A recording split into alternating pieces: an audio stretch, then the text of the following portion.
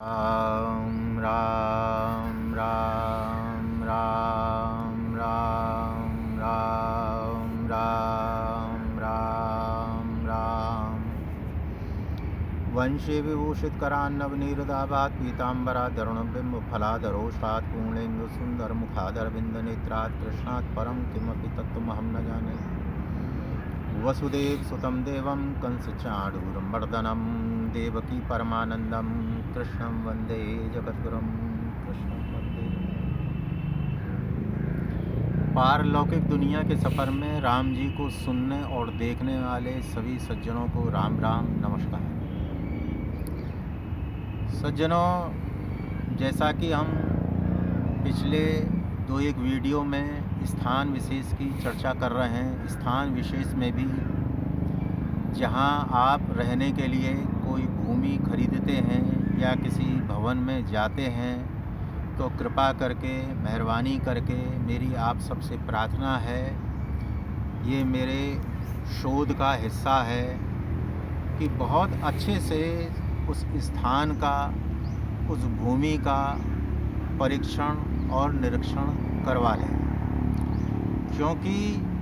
ये करके आप बाद में होने वाली बहुत ऐसी परेशानियां जिनका आपको निराकरण सूझेगा नहीं, कोई बताएगा नहीं और समझ में आएगा नहीं, उन सब से बच जाए। यदि आप कोई भूमि लेने जा रहे हैं भवन योग्य या किसी और उद्योग धंधे के लिए और आपको इससे संबंधित कोई जानकारी लेनी हो तो आप मेरे ईमेल पे अपना संदेश लिख के मुझसे सहयोग ले सकते हैं। सज्जनों, जैसा कि मैं बता चुका हूँ कि भूमि पे भवन बनाने के लिए, मकान बनाने के लिए, उद्योग धंधों के लिए लोग सॉइल टेस्टिंग तो कराते हैं, मगर मिट्टी की उस गुणवत्ता की टेस्टिंग नहीं कराते हैं जिस पे चल के आगे उनको परिणाम चाहिए होते हैं, और जो कि बहुत ज़रूरी है। इसलिए आपको अगर ऐसा कोई व्यक्ति न मिले जो उसकी भूमि की गुणवत्ता न बता सके तो आप मुझसे इस संबंध में भी संपर्क कर सकते हैं। अब हम सज्जनों विषय पे थोड़ा और आगे बढ़ते हैं। विषय ये है, जैसा कि मैंने पिछले वीडियो में बताया कि आप ऐसे स्थान पर रह रहे हैं या ऐसे भवन का निर्माण करा चुके हैं जो कि भूमि पारलौकिक जगत के प्राणियों से ग्रस्त है, यानी वो वहाँ रह रहे हैं और लंबे समय से रह रहे हैं, तो उस पे भवन बनाने से निश्चित रूप से आगे चल के आपको तकलीफ़ें उठानी ही पड़ेंगी। इसमें मूल कारण ये है, शोध में मैंने ये पाया है, जैसे हम लोग जिस स्थान पर रहते हैं वहाँ किसी तीसरे व्यक्ति का आगमन हमको पसंद नहीं आता है, ऐसे इन सब लोगों को भी जहाँ ये वास करते हैं वहाँ अपनी योनि के अलावा किसी अन्य प्राणियों का आना पसंद नहीं करते हैं, विशेषकर मनुष्यों का, क्योंकि हमसे उन्हें बाधा होती है, हमारे क्रियाकलापों से बाधा होती है, और अगर आध्यात्मिक जगत का कोई व्यक्ति वहाँ रहने लगा तो उससे तो इनको बहुत पीड़ा होती है। इसलिए सज्जनों, यथासंभव जो बातें मैंने पिछले वीडियोज़ में बताई हैं उनको आप देख करके,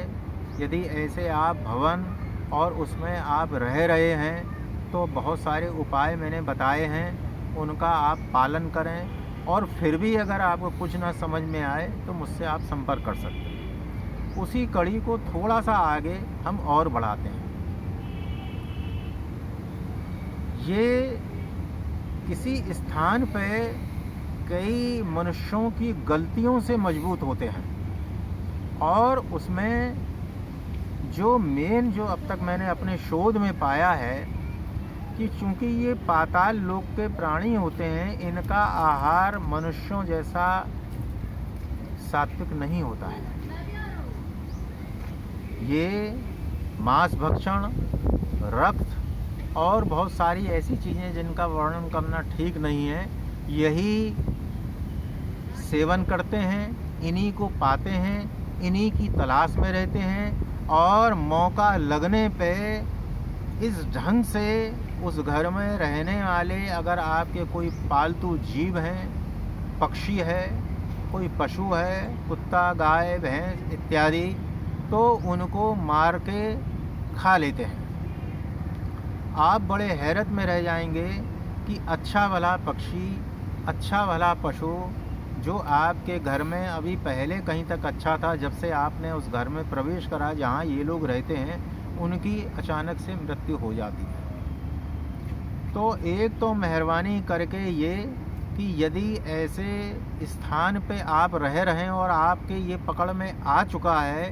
कि यहाँ पारलौकिक जगत के प्राणी रहते हैं, तो मेरा आप सभी से एक विनम्र निवेदन है कि जो आपके पास पक्षी है उसको उड़ा दें, उसके जीवन की रक्षा करिए, और जो पशु है उसको वहाँ से अन्यत्र कहीं विदा कर दीजिए, ताकि उनके जीवन की अगर रक्षा हो जाएगी तो वो आपको आशीर्वाद देंगे और आपकी आगे चल के उससे रक्षा होगी।